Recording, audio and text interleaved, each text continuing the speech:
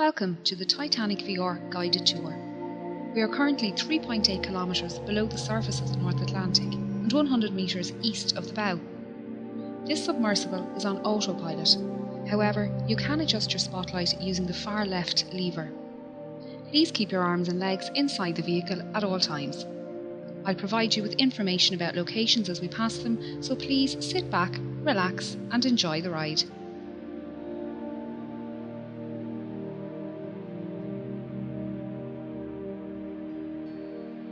The RMS Titanic was the second White Star Line Olympic-class ocean liner, the first being RMS Olympic and the third being HMHS Britannic.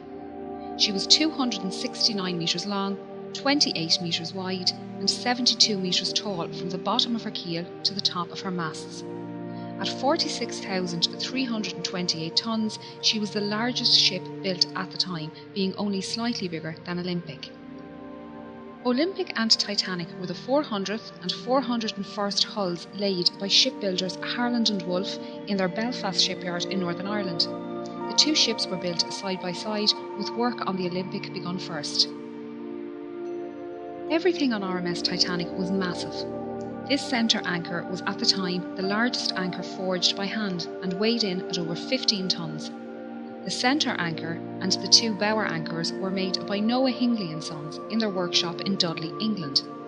The anchors were transported to Belfast by horse, train and ship before being installed. It took 3 years to construct Titanic, but by the 2nd of April 1912, Titanic was completed and taken out to the Irish Sea for her trials. She was certified as seaworthy by the British Board of Trade and ready for her maiden voyage. She would be servicing the transatlantic route, a journey from Southampton, England to New York, USA, with stops at Cherbourg, France and Queenstown, Ireland. RMS Titanic carried mail and cargo as well as passengers. She had 6 cargo hatches with numbers 1, 2 and 3 forward and 4, 5 and 6 aft. On her left is the number 1 hatch, the access point for the forwardmost cargo hold. The hatch cover can be found lying about 100 metres in front of the bow. It was blown off this hatch when the bow impacted the ocean floor and the water inside was forced up and out of the ship. After departing Southampton on the afternoon of Wednesday the 10th of April, RMS Titanic began her 5,360 kilometres journey to New York City. She was due to arrive in the early hours of Wednesday the 17th of April, but with calm ocean conditions and good weather, it was possible she could arrive early on Tuesday evening instead. The night of the 14th of April was moonless and a light fog was developing on the horizon. Titanic's captain Edward Smith had received a number of ice warnings during the day and had changed their course so they were further south to avoid the affected areas. The captain retired to bed and First Officer William Murdoch took charge of the bridge as Officer of the Watch. Titanic steamed ahead through the night while lookouts Frederick Fleet and Reginald Lee searched the horizon for small ice. They were standing here in the crow's nest when at 11:40 p.m. Fleet spotted an iceberg directly ahead. He rang the warning bell 3 times to indicate an obstacle ahead and phoned the bridge.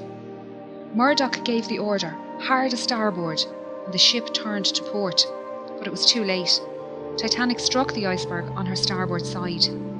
The impact buckled hull plates and sheared rivets, revealing her 6 compartments to the ocean. You can see here the remains of the crow's nest platform and the mounting bracket for the bell above the access hole. The bell and telephone can be found lying in the debris field. The lookouts would climb up a ladder on the inside of this mast to reach the crow's nest. Both Lee and Fleet didn't believe Titanic had struck the iceberg hard and thought it was just a close shave. They didn't realise the seriousness of the situation until they arrived on the boat deck and were ordered into lifeboats.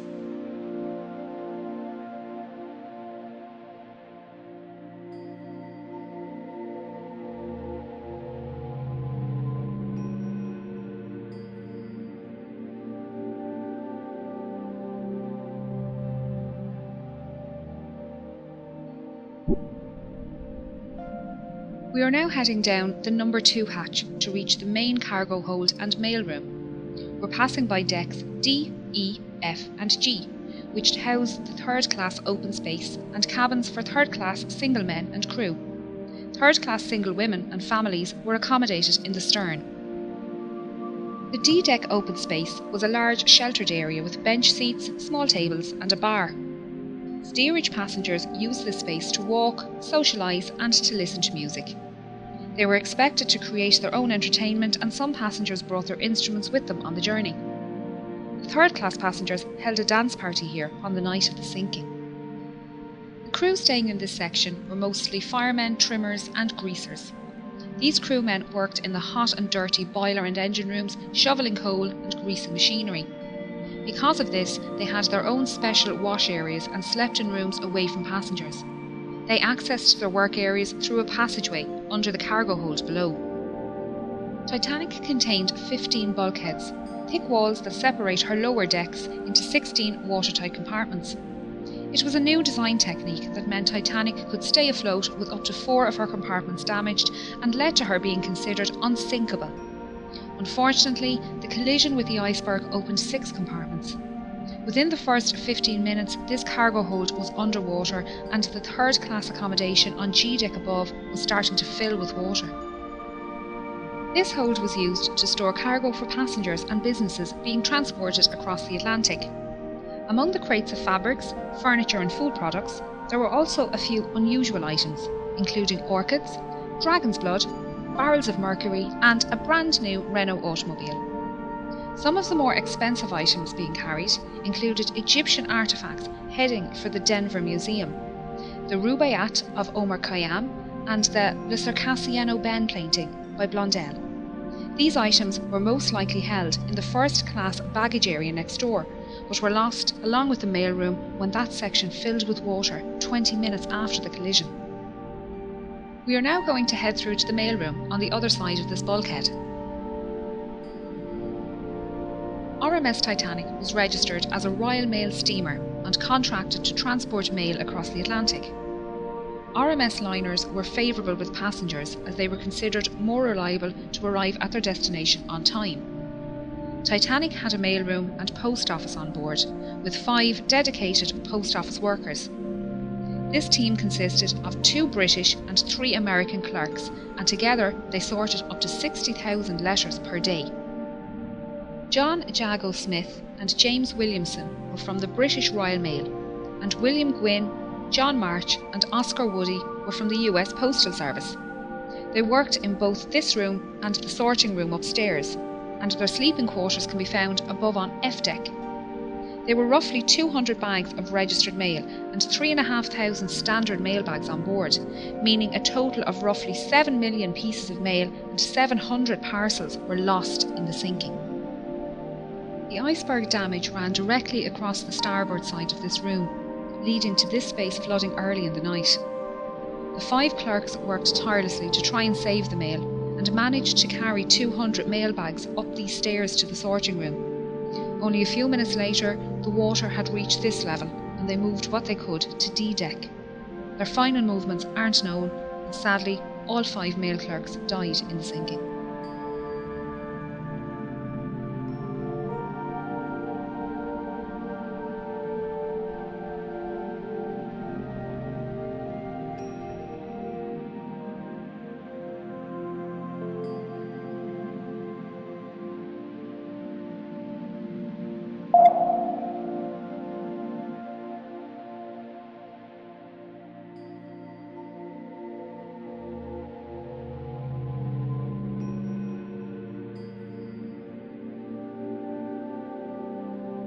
As the iceberg slid down the side of the ship, Murdoch ordered a hard aport, swinging Titanic's stern out of the path of the iceberg. He also closed the watertight doors, isolating the flooding to those damaged compartments. The forward 3 hatches, along with the peak tank and boiler rooms 5 and 6, were breached. The openings were long and thin, where the iron plating had separated and exposed a total area of little over 1 metre squared. After the collision, RMS Titanic stopped and almost immediately took a starboard list. The captain organised a group to go below and inspect the ship for damage. When they returned, Chief Designer Thomas Andrews was summoned to the bridge and given the damage report. Knowing the volume of each breached compartment and the initial rate of flooding, he calculated Titanic would sink within 60 to 90 minutes. The captain gave the order for the lifeboats to be prepared. Passengers who were woken by the impact were starting to make their way onto the decks. Many found large chunks of ice here on the forward well deck and shaved ice falling through open portholes on sea deck. Third-class men had an impromptu football match, and first-class passengers joked about keeping pieces of ice as souvenirs for the journey. While exciting, passengers didn't believe they were in any danger, and most returned to their cabins soon after. We're now moving up to the bridge and then over to the Marconi radio room. RMS Titanic was not only luxurious, but also the height of technology at the time. She had a Marconi radio set on board and could send messages to other ships and stations up to 3,200 kilometres away. The fore and aft masts suspended the Marconi twin T-type aerials, 4 cables that transmitted the radio signals across the ocean. The top of this mast rests on the collapsed navigation bridge, where the officer of the watch would stand and direct the ship. The smaller, sheltered room at the back was called the wheelhouse, and it was here the quartermaster stood at the helm and piloted the ship. You can see the outline of the wheelhouse walls on the floor. This telemotor is all that is left of the wheel, and along with the commemorative plaques, serves as a stark reminder of the events of that night.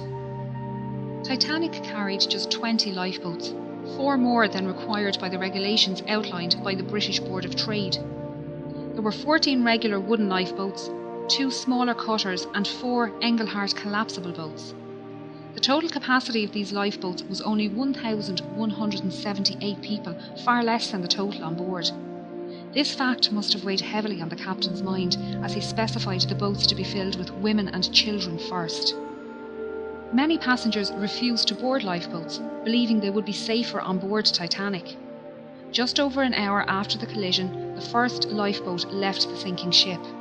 By 2 a.m, only her 4 collapsible lifeboats remained unlaunched. This is davit number 1, the only davit remaining in a standing position on the wreck. It was used by First Officer Murdoch to lower lifeboat 1 and collapsible C, and was in the process of lowering collapsible A when the bridge suddenly ducked under the water at 2:15 a.m.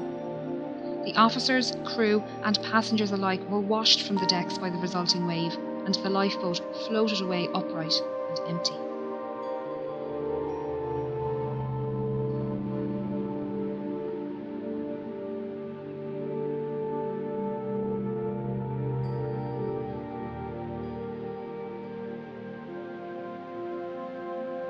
This hole is where the forwardmost funnel was situated.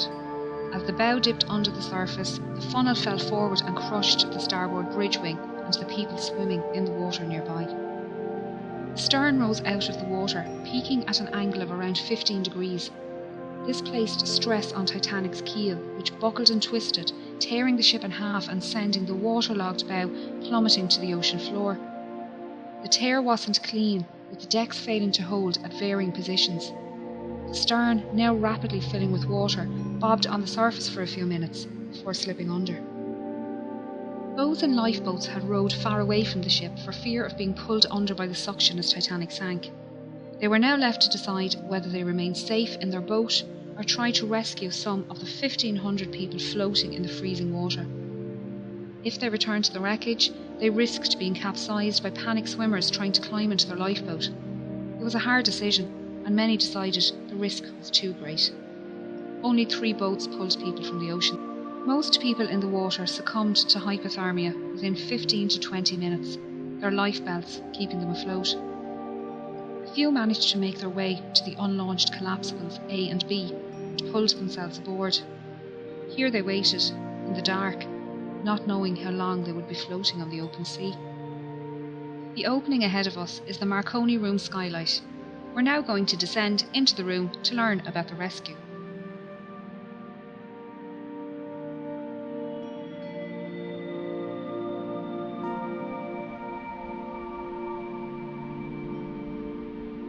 Throughout the night, Senior Operator Jack Phillips worked the 5 kilowatt Marconi wireless radio set to send out distress signals using both the old CQD and new SOS call codes. He alerted nearby ships to their position and status and received updates of ship locations and estimated arrival times. Junior operator Harold Bride took these updates to Captain Smith and passed the captain's responses back to Phillips for transmission. RMS Carpathia radio operator Harold Cottam was off duty and about to go to bed when he decided to listen in to the nightly news from Cape Cod. Operators there mentioned they had ice warnings for Titanic, and Cottam decided to pass on the message. He was surprised when Phillips responded to his call with a CQD and gave Titanic's location. Cottam immediately took the message to Carpathia's captain, Arthur Rostron, who ordered all hands on deck and told Cottam to let Titanic know they were on their way. These calls for assistance were only possible with the help of the Titanic's engineers working down in the ship's engine room. The dynamos powered the ship's lights, water pumps and Marconi equipment. As Titanic took on more water, her engines began to fail and the signal strength weakened. Bride adjusted the current and motor speed to find the strongest spark, while Phillips tested the equipment in the room next door. Bride's final settings can be seen on the wall here.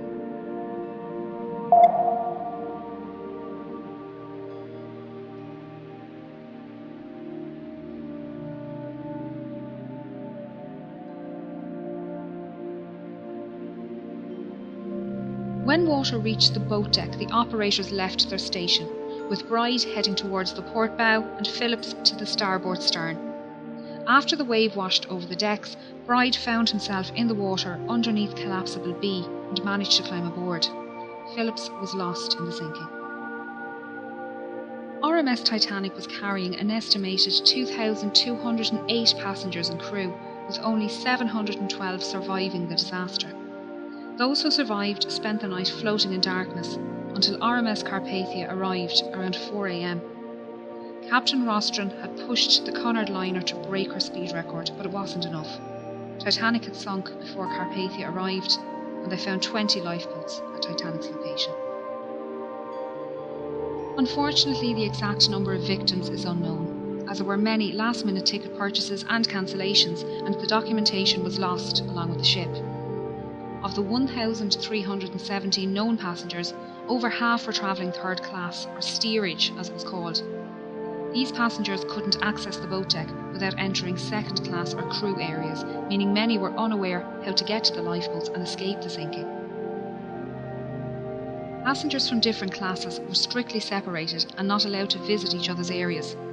This was mainly for health and immigration reasons, as all third-class passengers emigrating to the United States were taken to Ellis Island for a health check and processing before being allowed to enter the mainland. The US government was concerned about diseases entering the country, and all ships transporting people to the United States had to adhere to the segregation laws. First and second-class passengers had no issues making their way to the boat deck, as staircases provided both classes direct access. This forward grand staircase is one of the most iconic spaces within the ship and linked the floors accessible to first class from the boat deck through to F deck.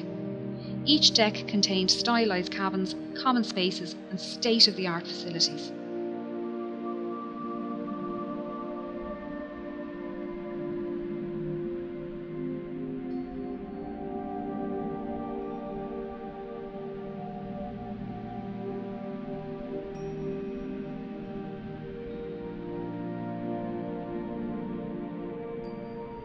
A deck comprised of the first class lounge, promenade, reading room and smoking room. The first class smoking room contained the only functional fireplace on the ship. All cabins and other passenger areas of the ship contained either false fireplaces or electric heaters. B deck included the 2 millionaire suites, the largest suites on the ship, both with private promenades. This deck also included the a la carte restaurant and Café Parisien, both managed by restaurateur Luigi Gatti. This restaurant and cafe were not included in the travelling fare like the dining saloon, and tables needed to be booked ahead of time.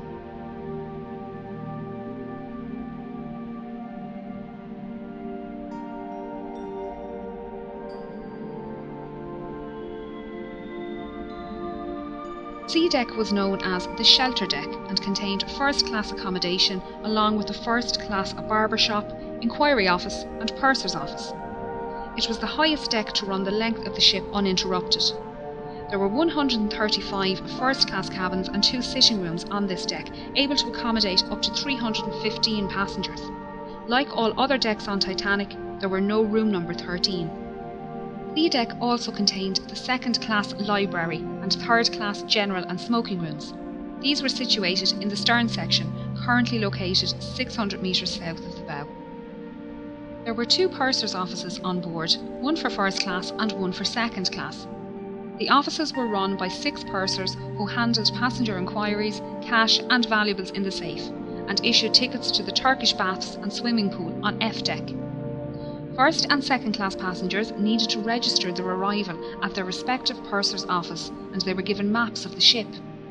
This office was also the first point of call if first class passengers wished to send telegraph messages using the new wireless technology on board. Chief Purser Hugh McElroy was well known among the first-class passengers and crew, having served on White Star liners for 13 years. He often dined alongside passengers in the restaurant.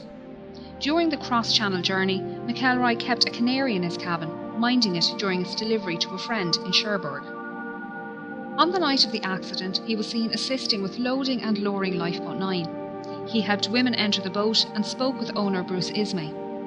He was also seen on deck speaking with Assistant Purser Reginald Barker and surgeons William O'Loughlin and John Simpson.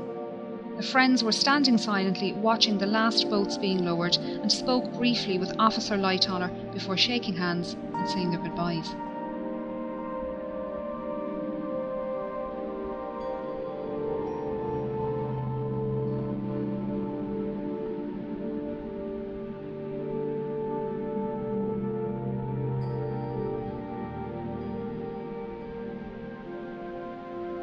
The sitting room, one of the most recognisable on board Titanic, was part of a parlour suite occupied by the Strausses. It was decorated in the Regency style with mahogany furniture and gilt panels. It was the only room on board in this style, and you can still see the golden clock sitting on the mantelpiece, surrounded by debris. The bedroom next door also contained mahogany furniture, this time contrasting with the white gilt panelling and decorated in the Empire style. Isidore Strauss was one of the owners of Macy's department store, and he and his wife Ida were returning home to the United States after visiting Europe for the winter. Their adult son Jesse was travelling with his young family from New York towards Europe on board the liner SS America, and their ships crossed paths in the afternoon of the 14th of April. Isidore sent a short message to Jesse that afternoon, noting the fine weather they had experienced. Unfortunately, Jesse wouldn't learn of his parents' fate until some 4 days later. The elderly couple were woken by the slight bump as Titanic struck the iceberg and made their way up onto the deck after waking their maid and valet. When the time came for Ida to board Lifeboat 8, she entered the lifeboat but then realised her husband would have to stay on board. She stepped back out. Isidore and others tried to convince her to re-enter the boat, but she refused to leave without her husband. Ida helped their maid Ellen Bird into the boat and wrapped her fur coat around Ellen, saying she wouldn't be needing it anymore. Isidore and Ida were last seen sitting in deck chairs on the A-deck promenade holding hands. Isidore's body was recovered from the ocean, but Ida's was never found. The Strausses' parlour suite was just one of many specially designed first-class rooms.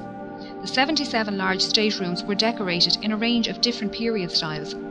Titanic was designed to be the height of opulence, and the first-class common areas were the most luxurious. She mostly followed Olympic's design, but White Star Line made many changes to Titanic's layout and fixtures due to feedback from Olympic's maiden voyage. Some design changes can be seen on D-deck.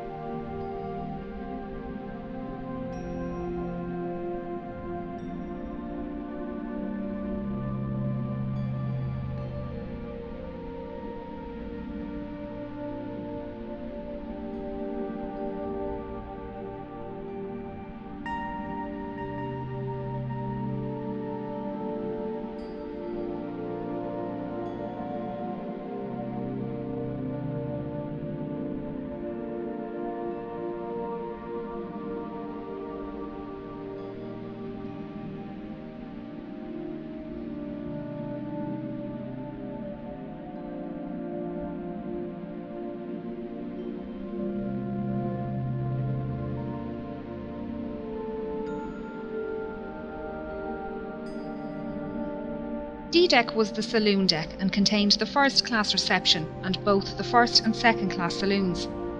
This was also the highest deck to accommodate all three classes. This reception room was possibly the most utilised first class space on the ship. It extends the full width of the ship and was decorated Jacobean style with raised ceilings, white carved panelling and dark green carpet. The arched windows on the sides allowed natural lighting during the day and were lit at night by electric lights hidden behind the glass. White wicker furniture with green cushions and potted palms completed the look, keeping the space open.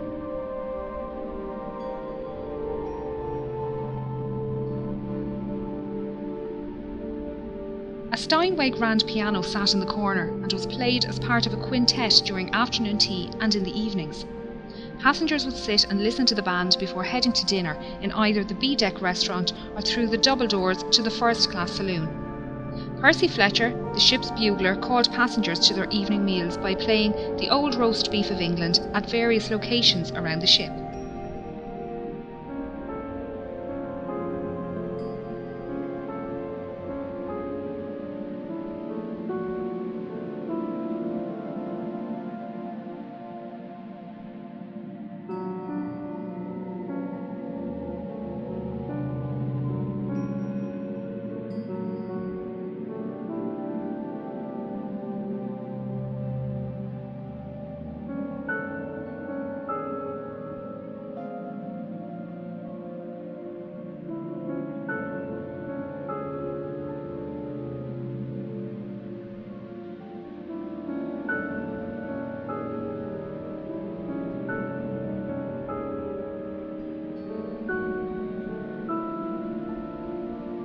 First-class passengers boarded and departed the ship via the gangway doors on either side of this room, or by the gangway doors directly above on B deck. These lobbies were larger on Olympic and extended out into the reception area. During Olympic's maiden voyage, White Star officials noticed crowding in the reception area each night after dinner and decided to extend the reception area on Titanic.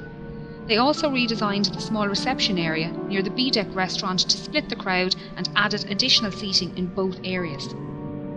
These three elevators serviced only the first-class passengers and ran from A-deck to E-deck. A fourth elevator was available off the second-class staircase and was the first elevator to be available for second class on any White Star liner. As no photographs exist of Titanic's forward grand staircase or elevators, it was assumed they were exact copies of those found on Olympic. It wasn't until film director James Cameron explored this area with an ROV that it was discovered the intricate design of their grilles is different to that on Olympic. Not a lot of sea life lives at this depth, but since discovering the wreck we've learned quite a bit about the ones that do. So far, 24 species of invertebrates have been discovered around the wreck, including crabs, coral and sea stars. There have also been 4 species of fish found, with the rat-tail or grenadier fish being one of the more common species. They can grow up to 1 metre long and can be found both inside and outside the wreck.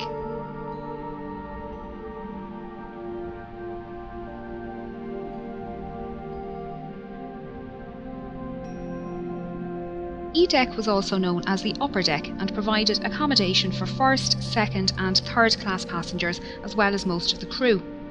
An access corridor used by both crew and steerage ran almost the length of the ship on the port side, just behind this door.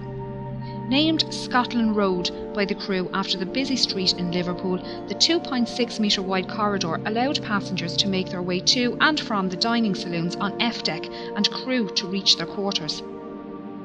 This side of the door was strictly first class only, and running down the starboard side were 45 staterooms.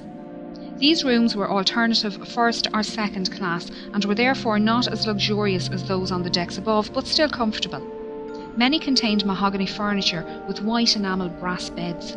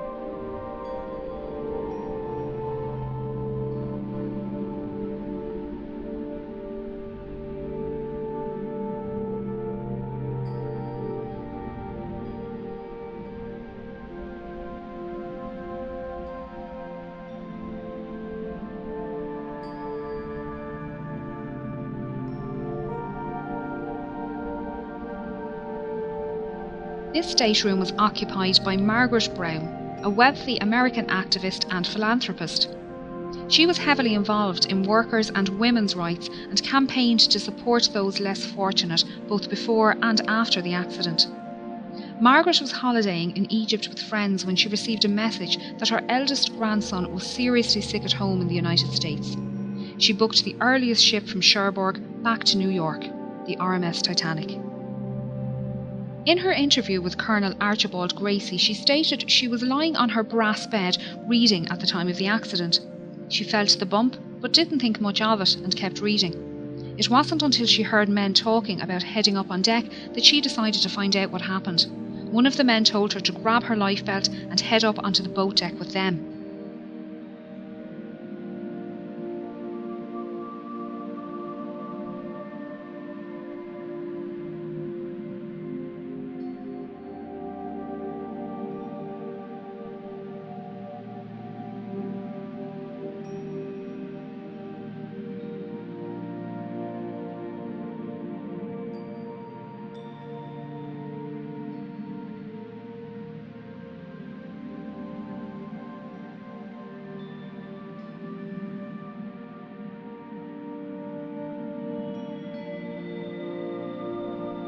As they made their way up, she saw a group of men manually lowering the F-deck watertight doors from the access points in the floor here, directly outside of her cabin on E-deck.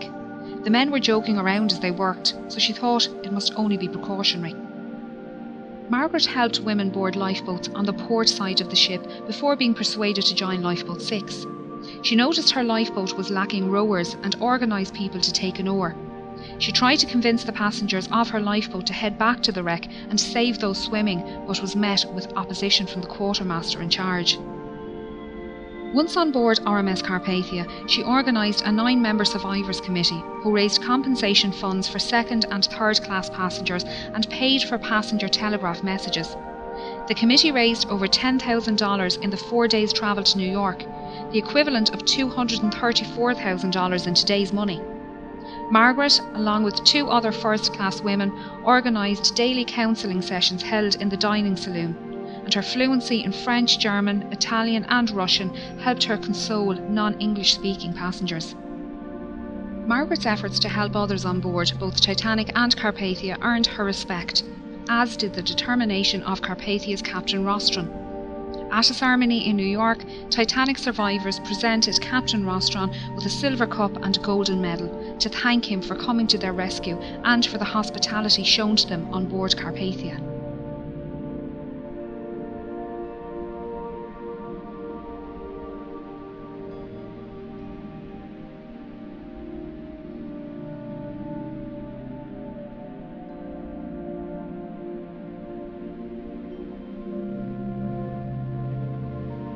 This watertight door is the one Margaret Brown watched being lowered from the floor above.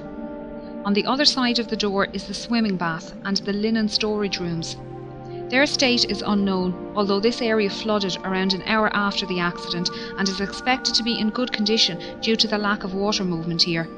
As we can see, the Turkish baths are well preserved. This was the cooling room, and first-class passengers would relax here after using the temperate, hot and steam rooms just off the side door. Passengers would change into towels using the change rooms in the starboard corner and store any valuables in the cabinet next to the vestibule. The passenger would then make their way down to the temperate room, where they would sit or lay in the heat for 10 to 15 minutes. Here they would start to sweat before moving into the adjoining hot room. After spending another 5 to 10 minutes in the hot room, the passenger would either take a cold shower or a dip in the swimming bath next door, before making their way into the shampooing room.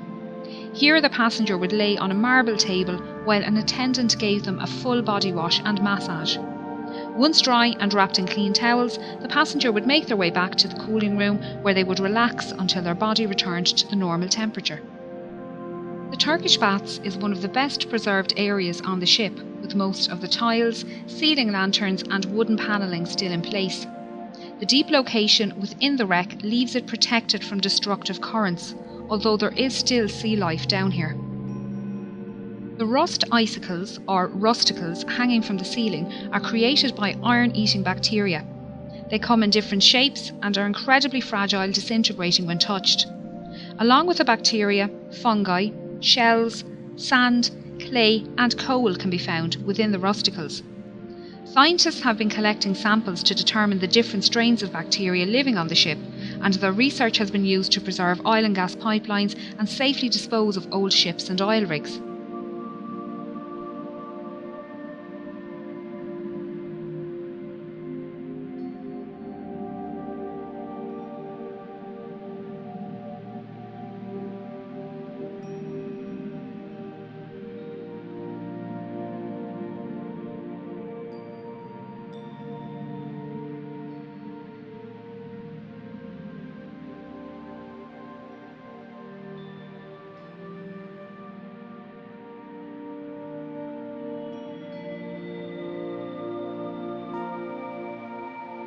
As first-class passengers rose up this staircase and made their way out onto the boat deck, they would have passed the band playing in this alcove next to the entrance. The band consisted of 8 musicians led by violinist Wallace Hartley. They usually played separately as a quintet and string trio at varying locations throughout the day.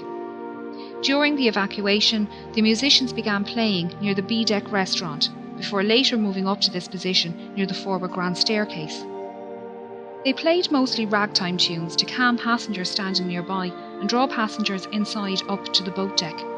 Some survivors state that the band played until the end and that the night was so quiet, even those in lifeboats away from the ship could hear the music. Many survivors claim that the hymn "Nearer My God to Thee" was the last song played, although it was also reported to be "Songed Autumna." Sadly, all 8 members died during the sinking, with only 3 remains recovered by the cable ship Mackay Bennett. Wallace Hartley was one of them, found with his violin inside its case and strapped to his body. The violin was an engagement gift from his fiancée, and it was returned to her following his death. Memorial monuments have been erected around the world to honour those who died at their posts as Titanic sank. The musicians playing on deck, the passengers who loaded lifeboats and then stood aside, the firemen and engineers keeping the dynamos running.